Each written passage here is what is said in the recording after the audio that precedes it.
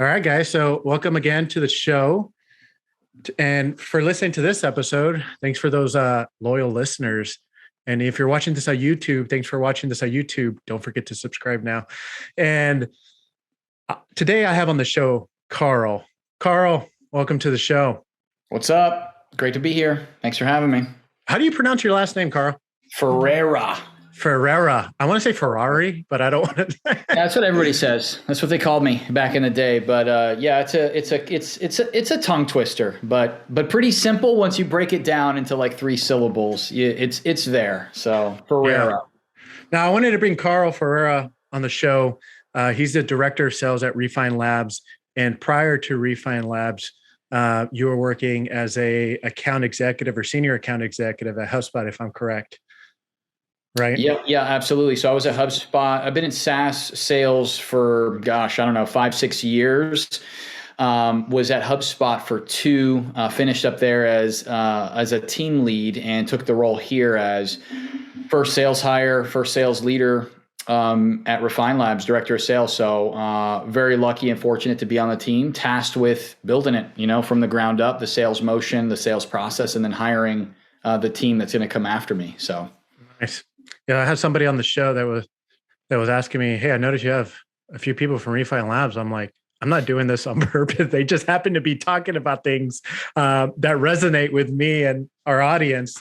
So that's why I wanted to bring Carl on the show. The other thing is he comes from a sales background. So one interesting topic that him and I have talked about is there's a lot of posts on LinkedIn about don't work for a CEO who doesn't get marketing. The CEO doesn't value marketing. And there's some truths that come with that, but we don't really like to talk about the other side of the truth, which is sometimes B2B marketers don't know how to talk to their CEO about marketing or how to present, the data, how to talk to someone who's really focused on revenue, ROI. So I brought in Carl, sales background again, but he's dealt with a ton of CEOs, ton of CMOs. And we're also going to talk about mistakes to avoid when buying software. That's another big topic to talk about. But yes, Carl, let's dive right in. So let's talk about how to talk to your CEO about marketing. Yeah, I think the first thing that you have to, realize as a marketer, and like you had mentioned, I worked with so many and helped them to sell to their CEO and pitch to their CEO the idea of a transformation in a marketing context. And sometimes it's services, like at Refine. And obviously at HubSpot in that context, it was software, but also a philosophical transformation that comes with HubSpot, right? Of like adopting like this inbound mindset and putting out content. And so, it's a sale. Well, the point I'm trying to make there is like, that is a sale that happens. And I think marketers don't always take that sale or super seriously or think about it in a sales context. Like they are taking an idea and they have to, again, present that idea, present its value, present desired outcomes of XYZ solution, whether it's services, bringing on a firm like Refine, another agency, web development services like you offer, software, but it has to be presented in a methodical sales way to gain trust and to gain that win, right? And to close that quote unquote, that deal. And I think that's the first step that I see a lot of marketers make that mistake. They don't take it seriously. Like they're like, oh, we need this. I need this. So, and I'm the marketer and I'm the director of marketing or VP marketing. So the CEO, it's in my budget, right? And that misses a lot. And it leads to a lot of sales processes just kind of dying out, getting kicked down the road. And it just makes it more difficult for everybody. Totally. And if you're feeling like, oh crap, that's me. I don't know how to, present this to the CEO or anything like that. You're not alone. I was there too, B2B marketer turned CEO. So for me, I reported directly to the CEO and I presented my ideas. Here's a website redesign. Here's all this stuff. And he said something along the lines like, hey, if you're coming in at me with a house that has the white picket fence, the clouds, the sun, it all looks pretty, but at the end of the day, what's the ROI? And from there, I was like, we have totally different mindsets on how we go about this stuff. Yeah. I believed it was going to work, but it was hard for me to really tell him or explain to him articulate that to him. And it wasn't until me actually building the relationship with him, taking him out to lunch, him taking me out to lunch, that I took him out to lunch. I made him pay for it. He said, "You buying?" I'm like, "I'll reimburse it. I mean, you're going to reimburse me, so I don't mind buying." I'll throw this in concur and expense it. Yeah. And he looked at me kind of like, "Oh, you got me." But yes, it was building the relationship. And when I built the relationship, I got to know more about what he liked, what he was looking for specifically, what he was looking for in salespeople. And it helped me to just build I don't even know how to call it. It's not really relationship building, though that does tremendously help. But I would say, kind of to Carl's point, it's the selling point. What does the CEO really care about? Yeah. And that's when empathy. Yeah. And humility. Yeah. And you're looking at the business from their point of view, and you're understanding the things that they care about. It's like all of our goals are the same, right? For the most part, but they sound different. When I ask a director of sales, like, "Hey, why did you take the call? Why did you decide to meet with Refine?" You hear a bunch of very marketing types of outcomes, like, "Oh, we're, not producing the results we want on LinkedIn. We don't think it works for us." Like Google, like, "We're not closing a lot of deals." Was just talking with a team today that was like, "Hey, we're spending all this money on paid search and paid media and social." Mm-hmm. And it's not like we're having trouble converting those to opportunities. And they're using that marketing language, right? Right. So I can sell that marketer on what we do, but then they take it to the CEO and they're like, "Hey, they're going to help us to optimize our Google and do all these cool things and create and do demand gen." And the CEO's like, "What are you talking about? I don't even, it's like." Yeah, put more into lead gen. I don't know what you're talking about. Yeah, it's just like, what does this mean for the bottom line? What does this mean for CAC and like the cost of acquisition of a customer? And what does this mean for me and how I think about things? And that's where like that communication gets broken, and spending time like you did with your CEO and saying, "Hey, what do you care about? Hey, I'm feeling this pain in the marketing department.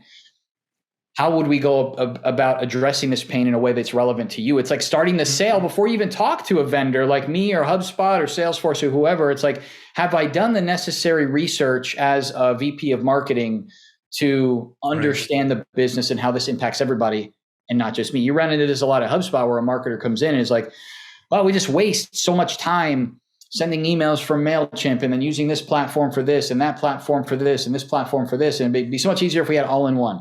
Right. You go say that to a CEO and they're like, "I don't care. Like, that's what I pay you for. What do you mean? Like, what's the ROI of this, bringing this all in one?" And then it's like, marketers are like, "I don't know, it just saved me time," So that's where that disconnect is. And that's where it can be very frustrating for marketers to get what they want, but there is a way. Yeah, totally. And I think a lot of marketers freeze there. They get insecure, they get fearful. You and I were talking about this before.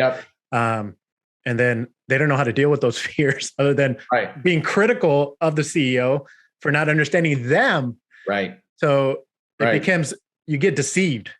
Or they're like, "Oh, the CEO doesn't get marketing. I need to find another job." And it's just like, no, you're maybe right. Like, the CEO doesn't get marketing. They're not a marketer. Right. But they would be open to these conversations if you were like, "Hey, I'm going to drive this much sales qualified pipeline in the next 4 to 6 months. And here is how, but I need your support and support from the executive team in these ways." Right. The right CEO, a good CEO. Okay, cool. I don't know everything that's going on there, but that now sounds much more interesting. You're using my language. You're related. You're tying, you're connecting the dots from your world to my world. So, and many CEOs are transactional instead of relational. So I think with marketers, they try to come in relationally first, but if you're not showing the transactional side of it, it kind of just goes over their head. So how do you approach, well, not how you approach, but maybe you've done this in the past, Carl, where you approach the CEO and they just want the transactional. They don't want the relationship side of it, right? What have you found from your years of experience in sales? Maybe it's even at Refine Labs, where you're like, "Hey, the CEOs that are very transactional, they care about this, this, and this is the approach to take." Yeah, I think it's level with them there. And I think that's where like challenger selling comes into play. I'm like a big challenger sale guy. And so I think it's like, okay, I'm going to deliver to the CEO kind of the transactional nature of this. Like, "Hey, here's the ROI. Here's a little calculator of what we do, what you can expect, what we've expected, what we've seen with our customers already, and using benchmarks to say you can expect these outcomes in this time frame. Mm-hmm. But then that's where there's risk there, because every vendor can like create a calculator, or an Right. ROI story that makes them look awesome, right? And I think that's where you can challenge. That's what I would do then. Like, I deliver what the CEO wants. Like, hey, here's what you asked for. Here's the ROI. You can expect, 200% return on this investment in the first 4 to 6 months. And what you're talking about here is forecasting ROI, correct? Yeah. Okay. Yeah. And so then what happens, right? And then I can, again, begin to challenge, right? Where it's just like, hey, but also, Tim, Frank, Betty, Sue, Olivia, have you thought about this? Or, hey, you've probably heard actually something similar from some of the other vendors you're evaluating. So what happens now is I can start to like challenge and press into other areas and uncover. Because you know what? I think you're right to a degree, where CEOs can be very matter of fact, and hey, I just need the numbers. But I think underneath it too, like, they're open to being challenged and seeing things in new ways. But it takes quite a bit of skill and confidence to do that. Based on a variety of factors. But that's a skill that's honed. And again, I think that's where like a new marketing leader doesn't have that skill or that confidence. So they retreat. Oh, my CEO doesn't get marketing. Oh, it's just frustrating. Oh, I don't like this job. Or, I'm just going to keep doing what I've been doing. I'm not even going to try anymore. And I think that retreat motion is it's not a good play call. It shouldn't be a retreat. It should be a press in. Okay, go back, learn, try again. So right. And I've had it where the CEO, he's actually invited for me to challenge him. Yeah. That's ideal. Yeah. And then I'm like, awesome. I challenge him, right? Yeah. You said no. I said no. So we're going with no. And I'm just deflated. And I'm just like, man, what the heck? I thought this guy was willing to learn and grow. Like, what's up? Like, he's not taking this. So I had to, it was like a boxer. I had to go to my corner, but then I had to come back into the fight, because he hired me for that reason, was to shape the company. Yeah. So for me, I was like, okay, my role as a marketer is not to just be a task doer. Yeah. I'm not just going to say, okay, no, okay, fine. I'm have to come over here and really challenge his thinking about this and show him, the numbers that are there. So everything you're saying is on point. I was thinking about this as a marketing challenge, but I don't know if it's really a marketing challenge for you. It's more of a LinkedIn post thing. Like, a LinkedIn post idea, Carl, would be, if you're up for it, of course, it could be trash it. I don't care, Jesus, is writing out like maybe a little spreadsheet, not a spreadsheet, but just the numbers, total number of leads, total this, total that. Here's what your CEO cares about. Here's how you approach it. Here's what you do after you feel rejected. Like, it's almost like therapy, but it's like legit from a sales perspective. Therapy. Yeah. No, seriously, because I think marketers are learning to grow. They want to learn, they want to grow, they want to be better copywriters, they want to be better relationship builders, they want to be better salespeople too. So I think that would be a great one, just as an idea that came to my mind right now. Yeah, it's a great idea. I think the metrics matter on what each marketer is trying to accomplish. But yeah, I think overall there is a need and a hunger out there for marketers to get better at this skill. This is everything. Me as a newly minted sales leader, this is like apart from, marketing. It's a new skill. I've stepped into Refine Labs, and guess what? Now I'm in this dynamic where I have to make decisions, but I have to sell MJ on them. I had to buy software last month. I had to sell Chris on it. I had to dig into like why he would care about this. And so even for me, I'm empathetic to marketers because I'm in that kind of role now. Previously, I was helping marketers to do that. And now I'm, a revenue leader, having to do it myself. So I have this like newly formed empathy towards this, and it's a challenge. It can be intimidating, but it's absolutely not, it's not a talent. It's a skill that you just don't have, that you need to build, and it's buildable, and it's really rewarding actually once you do kind of hone it and build it and get those victories, and build that trust with your executive. And then you can start to capitalize and compound on those wins. So totally. The other point that I wanted to touch on is mistakes to avoid when buying software, because you have a ton of experience there at HubSpot, the senior account executive. Would love to hear your thoughts on that.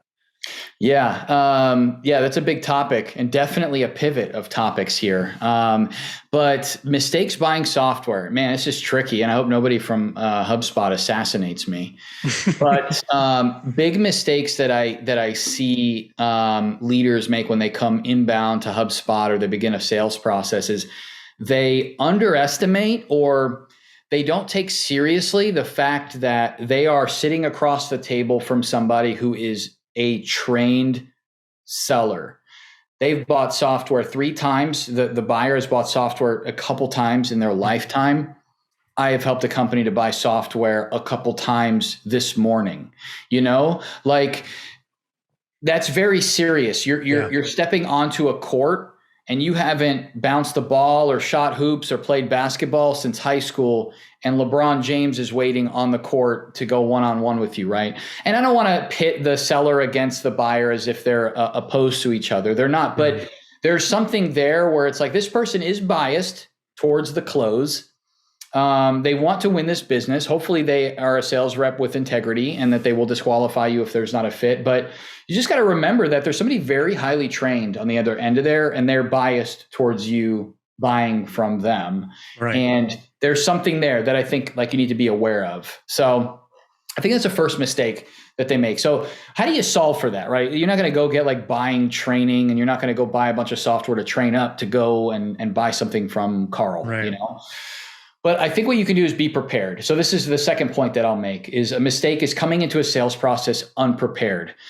What I mean by that is unprepared with like why you want to buy something, why it's going to impact you, how you think it might impact you, like not having done any research. Like what happens if you don't buy this software? So what happens is a lot of buyers step into these buying cycles with a bunch of very skilled sellers, and there's a void where they don't have any answers to those questions. They don't know why. So what's going to happen? Each seller is going to fill that void with their story, with this is why you should buy. And of course, that problem that they fill that void with is going to lean towards their solution. So that makes for a very difficult buying process. When you don't know why you're there, deeply understand why you need HubSpot, why you need Refine Labs, you are really at the mercy of the salespeople that you talk to, because they're now going to shape the way you think about this buying process.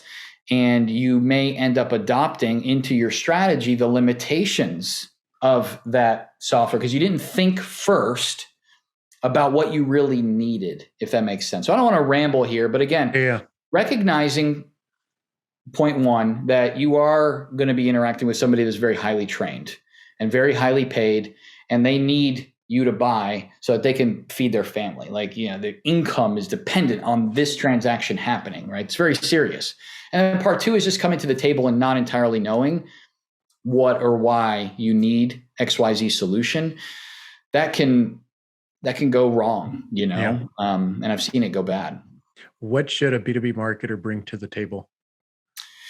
Well, it depends on what they're buying. We'll do this in a context of like hiring an agency like you guys, or like a firm or agency like us. I just think they should have their core problems hammered out. Right? They come to you, hey, we want a new website.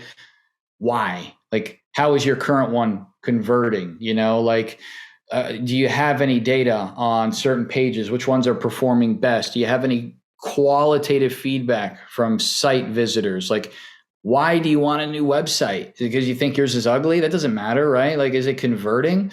So like, just understand, because what if they come to you, guess what you're going to say? Yep. You want a new website? You don't know why? Guess what? You want it. You need a new website. Here's why. It's going to be $50,000. And here, right? So it's like, and maybe $1 million. Here we go. $1 million.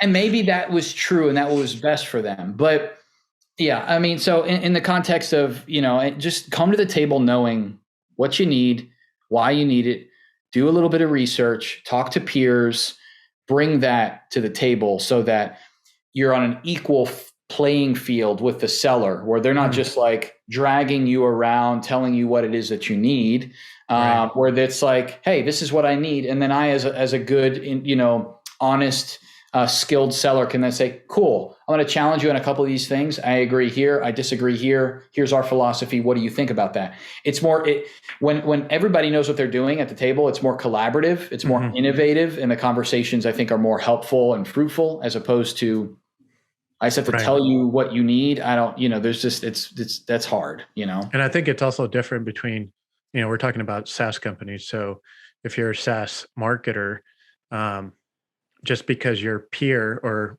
another SaaS marketer told you that you should try Refine Labs, doesn't mean you show up unprepared for the meeting either, because what works for them might not work for you. Yeah. I mean, in the context of Refine Labs, like we have a pretty awesome sales process, if I could brag.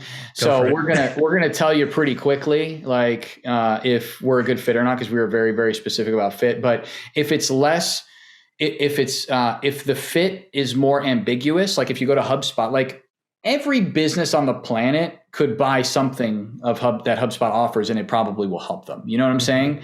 So if you go to the table and don't know what you need, you're just going to get sold everything or something, But if you come with more specifics, then, again, you'll be able to control that narrative a little bit more. You'll be able to push back to the sales rep instead of being fully at their mercy, essentially, which can go great if you're being sold by me or you. Like, we're going to be honest, but not everybody is like that. And you might just get sold, and just somebody just crams a service or a product down your throat that you don't really need. You waste time, you churn, you maybe lose your job because you implemented something that harmed the business. I mean, it could be very apocalyptic if it's serious enough of a purchase, So it makes me think of another idea for a LinkedIn post, which is how to come prepared to, a sales meeting. You gotta come prepared, man. Just like, I don't think you need to spend 6 months, but just know what you need at a basic level. If you need help understanding the landscape, then a good salesperson is going to guide you. But